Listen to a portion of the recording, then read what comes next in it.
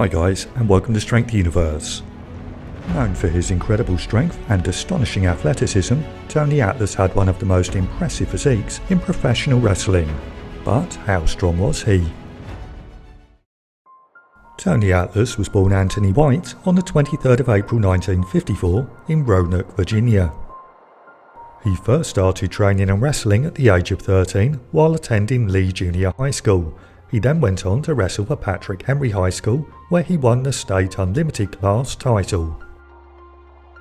At 19 years old, 6 foot 2 inches tall and tipping the scales at 245 pounds, he was already the size of a seasoned pro. And thus he was dubbed Tony Atlas by his teammates.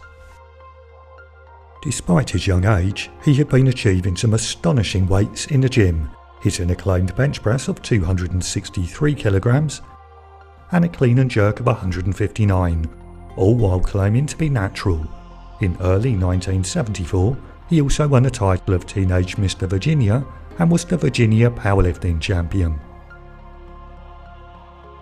Later that year, Tony was discovered in a weight room by wrestling promoter Sandy Scott, and following 7 months of training, he signed with the National Wrestling Alliance, for whom he made his debut on the 10th of July 1974. In 1979, he competed at and won the WBBG Mr. USA, a title that would subsequently become his nickname. But more on Tony's bodybuilding career later in the video. Later that year, he signed for the World Wrestling Federation and made his debut on the 23rd of October. Shortly after making his WWF debut, he entered the 1979 Atlanta Open Bench Press competition. There he competed in the 242 pound weight class and achieved a raw bench press of 540 pounds to easily win the competition. In 1982, Tony appeared on the Mid-South Wrestling television show, where he hit. Over this time, Tony's incredible physique, wrestling appearances and reputation as a bodybuilder and powerlifter brought him to the peak of his fame, especially after he joined Rock and Johnson to form the Soul Patrol tag team, who subsequently became the first African Americans to win the World Tag Team Championship. Following his tag team win, according to Tony's now defunct website, he became the 1984 New England and 1987 National Powerlifting Champion. It was during that period that Tony's body weight increased to 275 pounds, and he recorded his best lifts, starting with the clean and jerk, that Tony claimed to have increased to 193 kilograms after he started taking Dianabol. For the bench press, he claimed a best of 272 kilograms raw on several occasions, and that claim is supported by witnesses John DeLero in 1984 and later by Ted Arcidi at Gold's Gym.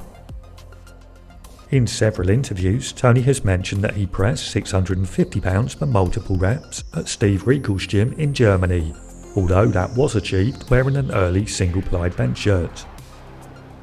But Tony's website claims that he achieved even more, reporting that he pressed 659 pounds at a 1988 APF competition, although again this would certainly have been an equipped lift. During an interview conducted by Kelly Ross for WrestlingInc.com, Atlas stated that in 1986 he had a squat of 363 kilograms or 800 pounds. At his peak, Tony sported 23-inch bicep. That, according to a 2011 article in wickedlocal.com, allowed him to curl 147 kilograms. But more on Tony's strength later in the video. Returning to Tony's bodybuilding career, I was met with highly convoluted information that leaves many unanswered questions. For in an interview with BostonWrestling.com, Tony made the following claim. What did you do to get into the Bodybuilding Hall of Fame for those that You have to win a lot of titles. Yeah. I won about 200 or 300 doing wrestling. During wrestling? While there's no doubt that Tony had success, and indeed won several competitions, his claims of winning up to 300 shows predominantly between 1974 and 1985 seem implausible. Later in that same interview, Tony stated the following. and I competed all the way up in bodybuilding up to 1985, and I won the AAU Mr. Universe in 85. A claim that is also shown on this 2001 screen grab from Tony's website. However, despite considerable research, I could find no record of that competition nor Tony's participation. Furthermore, evidence suggests that there was no AAU Mr. Universe competition prior to 1986, and that competition was won by Marlon Darton. Finally, numerous publications list Tony as being a 3-time winner of the title of Mr. USA. However, the database of historical bodybuilding competitions, musclememory.com, only lists Tony as winning that competition in 1979. Now, this may purely be caused by a lack of accurate records, but please let me know your opinion in the comments below. Atlas's career as a professional wrestler brought him money and notoriety beyond his wildest dreams, but that was ripped away from him after he started to become unreliable and took part in his final match for the World Wrestling Federation on the 8th of September 1986. Over the following couple of years, Tony wrestled for World Class Championship Wrestling and the WWC before moving to the ill-fated International Championship Wrestling that folded shortly afterwards. By 1989, Tony had just finished a costly divorce and found himself without work, money or friends, that ultimately led to him becoming homeless. After an appalling year of sleeping rough, his life would take a dramatic change after a lady found him sleeping on a park bench and helped him to get back on his feet. That lady was called Monica, and many years later, she became Tony's wife.